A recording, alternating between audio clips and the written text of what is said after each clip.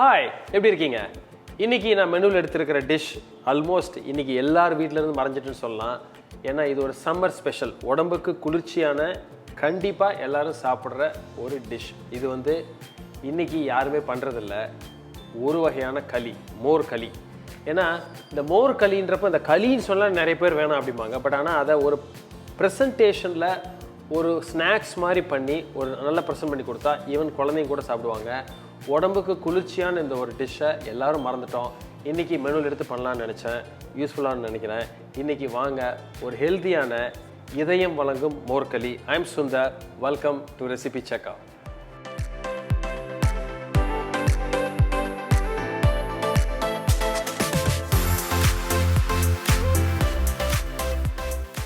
மோர் களி இல்லை எந்த வகையான களியே ரொம்ப சிம்பிள், குயிக்காக பண்ணுற டிஷ். அதுக்கு தேவையான பொருள் என்னென்னு ஃபஸ்ட்டு வாங்க பார்த்துருவோம்.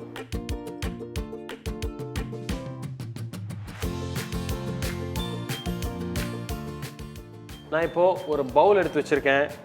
அதில் ஒரு விஸ்க்கு, ஒரு கலக்கிறதுக்கு ஒரு விஸ்கோ இல்லை ஒரு ஃபோர்க்கோ, உங்களுக்கு என்ன கிச்சனில் ஆக்சசபிளாக இருக்கோ நீங்கள் எடுத்துக்கங்க. ஃபஸ்ட்டு நான் எடுத்துருக்கிற தயிர், இந்த இன்க்ரீடியன்ஸ் லிஸ்ட்டு டிஸ்கிரிப்ஷனில் கொடுத்துருக்கேன். இந்த ரேஷியோ யூஸ்வலாக 1:1. ஸோ இந்த தயிரை இந்த மாதிரி ஒரு பவுலில் போட்டு, வீட்டில் மோர் இருந்தால் இன்னும் ஈஸி, தயிர் இருந்ததுன்னா அதை நம்ம அழகாக மோர் ஆக்கிடலாம். ஜஸ்ட் நல்ல ஒரு மிக்ஸ் பண்ணி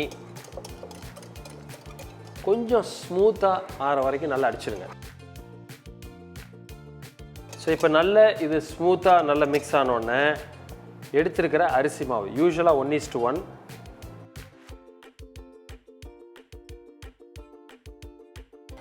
இதில் கொஞ்சம் வாட்டர் ஆட் பண்ணி, கொஞ்சம் தோசை மாவோட கொஞ்சம் கெட்டியாக இருந்தால் போதும். அந்த ஸ்டேஜில் நல்லா ஸ்லோவாக அழகாக மிக்ஸ் பண்ணிடுங்க. ஸோ இது ஜஸ்ட் மிக்ஸாக இருக்கிறப்போ இந்த ஸ்டேஜில் இதுக்கு தேவையான உப்பு, ஒரு 1/4 ஸ்பூன் உப்பு, ஒரு 2 பிஞ்ச் அளவுக்கு பெருங்காயப்பொடி. ஸோ இப்போ பார்த்தீங்கன்னா இந்த மாதிரி உங்களுக்கு நல்ல ஸ்மூத்தாக ஒரு தோசை மாவு அளவுக்கு இந்த மிக்ஸ் ரெடி ஆயிடுச்சு. ஸோ இதை இனிமேல் நம்ம தாளித்து அதில் குக் பண்ணி ஃபினிஷ் பண்ண போகிறோம். ரொம்ப சிம்பிளான டிஷ். நீங்கள் கிச்சனில் போனீங்கன்னா ஒரு 3 நிமிஷத்தில் இந்த டிஷ்ஷோட நீங்கள் வெளியில் வந்துடலாம்.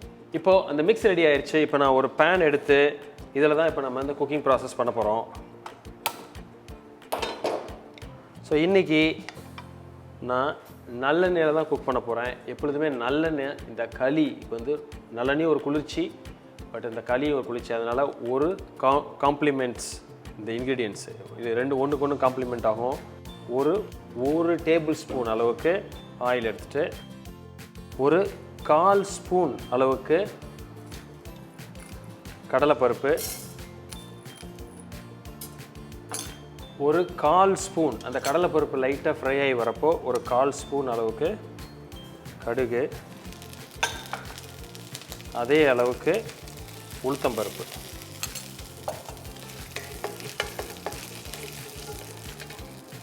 கொஞ்சம் கருவேப்பிலை, ஒரு 5லிருந்து 6 மோர் மிளகாய்.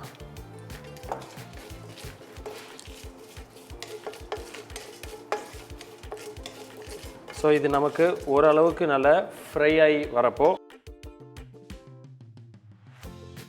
இந்த ஸ்டேஜில் நம்ம மிக்ஸ் பண்ணி வச்சுருக்கிற இந்த மிக்ஸை நல்லா இன்னொரு வாட்டி கலக்கி இதில் ஆட் பண்ணிடுவோம்.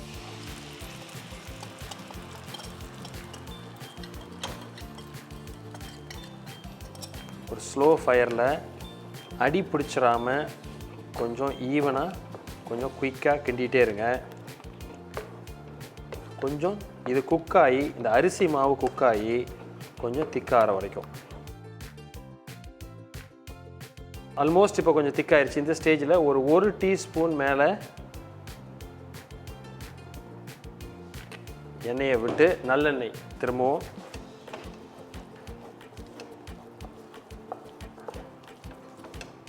ஸோ அந்த எண்ணெய் சேர்த்தோன்னே அது நம்ம கொஞ்சம் ஒட்டாமல் கொஞ்சம் அந்த கன்சிஸ்டன்சி கரெக்டாக இருக்கும். ஏன்னா நம்ம இது ஒரு ட்ரேயில் போட்டு பீஸ் பண்ணுற மாதிரி நம்ம பிளான் பண்ணியிருக்கோம். அதனால் கொஞ்சம் திக்காக இருந்தால் அது நமக்கு அதை ஃபினிஷ் பண்ணுறதுக்கு பெட்டராக இருக்கும். இம்மீடியட்டாக இதை நான் என்ன பண்ணுறேன், ஜஸ்ட் ஒரு ட்ரேக்கு கொஞ்சம் ஆயில் தடவி கட் பண்ணுற மாதிரி ஒரு ட்ரேயில் எடுத்து வச்சுட்டு அதுக்கு இதை நம்ம ட்ரான்ஸ்ஃபர் பண்ணிடுவோம். ஸோ இந்த ஒரு ட்ரேயில் நான் என்ன பண்ணியிருக்கேன்னா ஜஸ்ட் ஓரமாக ஆயில் கொஞ்சம் அப்ளை பண்ணியிருக்கேன். ஸோ அதில் இதை நம்ம அழகாக ஃப்ளாட் பண்ணிடலாம்.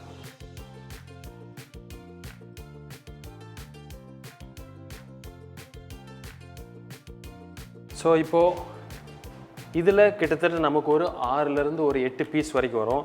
இது கொஞ்சம் லைட்டாக ஆறினோன்னே இதை அழகாக ஸ்லைஸ் பண்ணி நம்ம அழகாக சர்வ் பண்ண போகிறோம்.